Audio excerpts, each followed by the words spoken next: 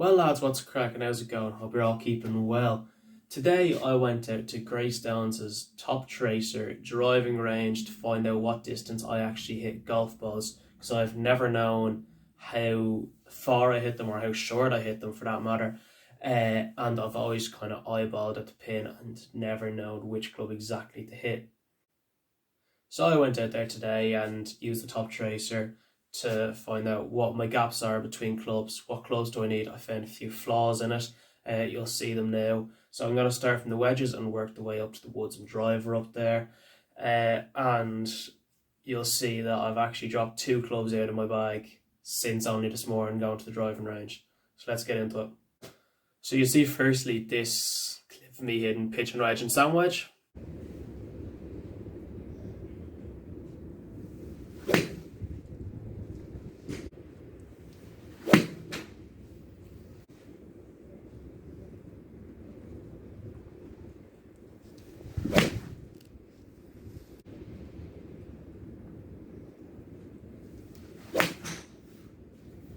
I know that you can't see how far they go, but I can tell you that I've notes here, my sand wedge went between 110 and 115 yards.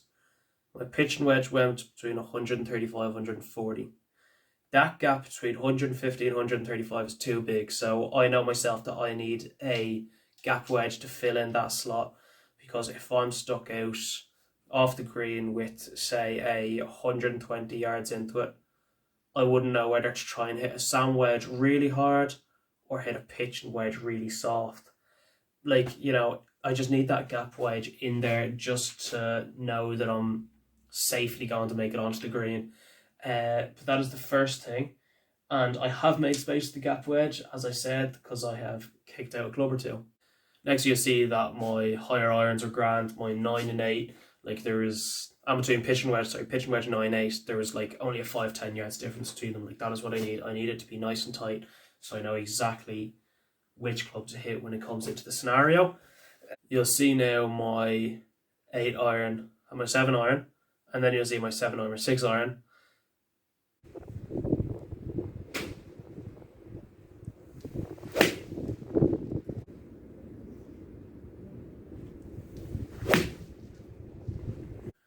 There is a 10 to 15 yard gap in between them. That's a tiny bit too open for my liking, so I need to work on them now in the next few weeks.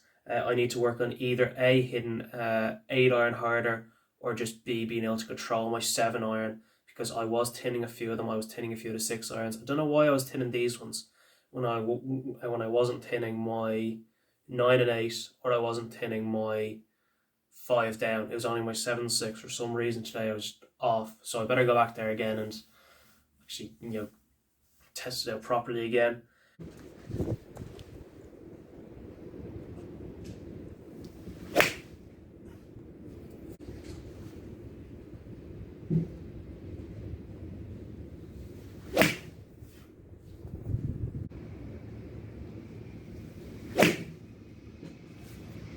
Now the clip I just showed you there is my 5 iron, my 4 iron and my 3 iron.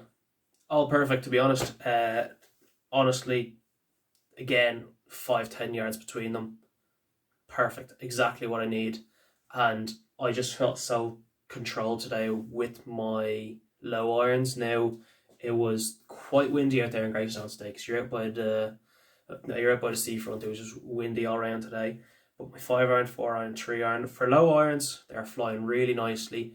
I didn't get them too high. I was kind of tackling the wind today, but they were still going the distance that I wanted them to. For example, I was hitting my 5 iron to 190, 195, 4 iron between 200, 205, and 3 iron between 205, 210. I'll put all my distances that I am hitting down in the description down below. And yes, now the first club to leave my bag.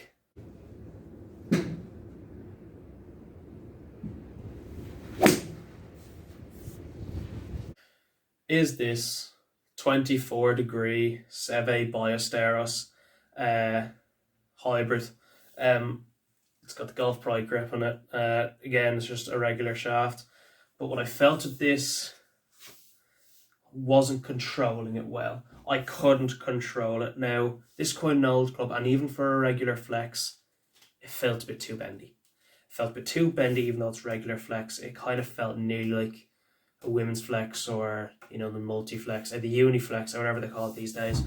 Yeah. So this was going roughly 200 to 205, the exact same as my 4-iron. Now, problem with that is I wasn't getting control on this, but I was getting control on my 4-iron, which went the exact same distance. So, semi-bias there. You served me well as I was playing juniors when I didn't have a 4-iron. But now that I have a 4-iron in my adult set, you are gone. So, that's the first club that is leaving my bag.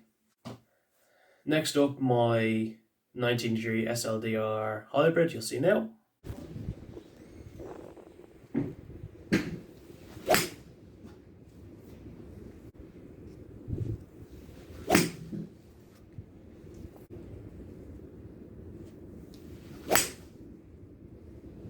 mean, I just love that hybrid. I really do. I've had it for years now. Now, I haven't really had any other decent hybrids in that loft before, but that one just absolutely flies. I still love it to this day. And yeah, that is staying in the bag.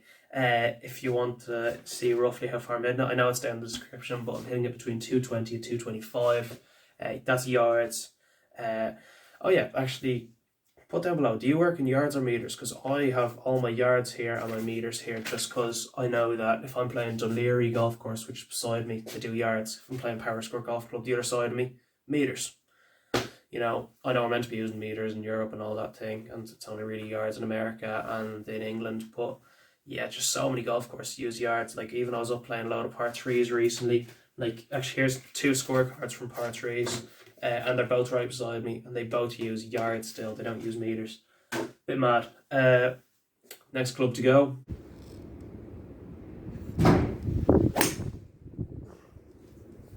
Yeah, so that's the Spalding 3-wood 15 degrees. It's my dad's club, so it was never really mine. I was kind of using it as a replacement one because I don't have a 3-wood. But yeah, that was the bendiest regular flex club I think I've ever used. Like, it just did not feel just no control on it. And even the face on it was just too curved for me, especially for my liking. Now, I've never liked it in 3-woods, but that one I know that I just hated hitting, like hated it. So that's gone, not even bothering showing you. Roughly how far was I hitting it though? 225 to 230 when I was hitting my hybrid 220 to 225. So only 5 yards difference. I'm not going to lose out on it. I probably won't get a 3-wood in the future for now. I'm just going to stick with the hybrid. But yeah. And then the driver, you'll see now.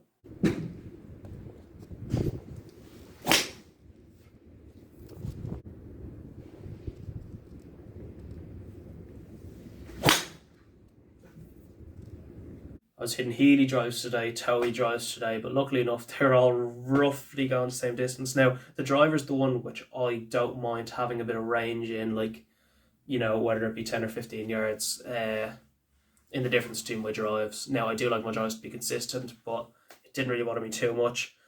Yards, 255 to 270. When I was hitting the ones that were going up to 270, I even hit one or two up, like over 275. They were really lucky. I might change the angle there slightly. But as I was saying, with my driver, I was hitting my driver grand between 255 and 270 yards, which meant it would kind of roll onto it 290 to 300, which was very nice, to be honest. But yes, that's how far I'm hitting golf balls at the moment. Obviously, when I get better, in about a month's time, possibly 2 months' time, I'm going to go again to TopTracer, see if I pin the balls any further after working on my swing and all that.